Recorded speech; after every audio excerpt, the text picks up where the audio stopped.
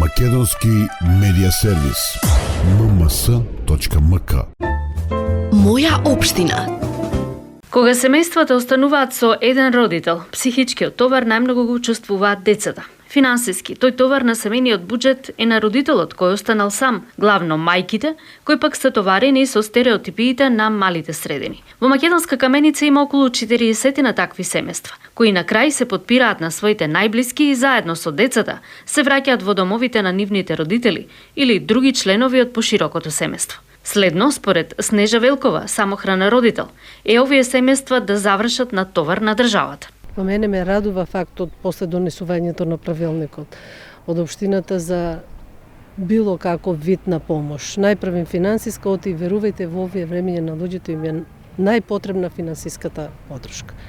Без се може, без пари не се може и затоа можноста преку овој правилник да им се помогне на луѓето, еве кој ќе дојде на пример грејната сезона, да им се обезбеди финансиска подршка барем да си набават огревно дрво.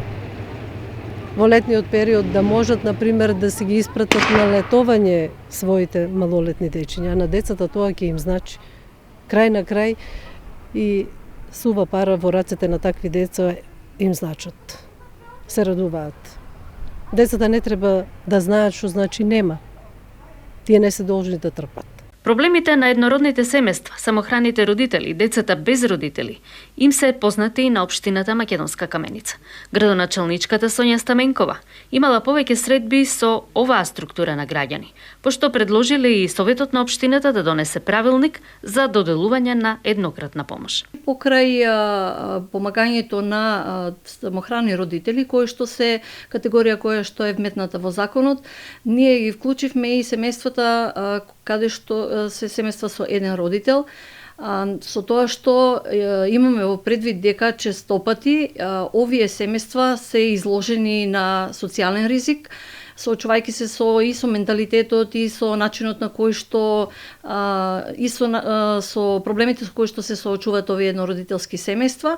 Често овие семејства остануваат без поголеми приходи, остануваат без собствени домови, така да се надевам дека со ова можеби не е многу голема помош, меѓутоа е и помош која што мотивира понатаму да работиме на проширување на овој правилник или зголемување на средствата во зависност од буџетот. По 30.000 денари еднократна помош може да добие еднородителско семејство, доколку приходите по член се по максимални 10.000 денари, додека децата без родители може да добијат 15.000 денари без оглед на приходите.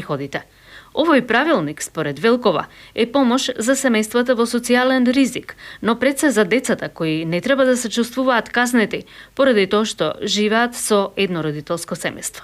Најпрвен честитки за донесувањето на правилникот.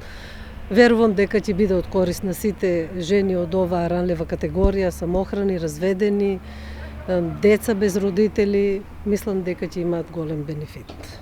Сега може да им се помогне формално со донесен правилник од страна на општината и верувам дека ќе најде на резултат. Правилникот со кој се обезбедува помош за еднородителските семејства и децата без родители е донесен во соработка со Министерството за труд и социјална политика и доаѓа во време на ковид пандемијата, која економски се одрази и врз најзагрозената група на граѓани.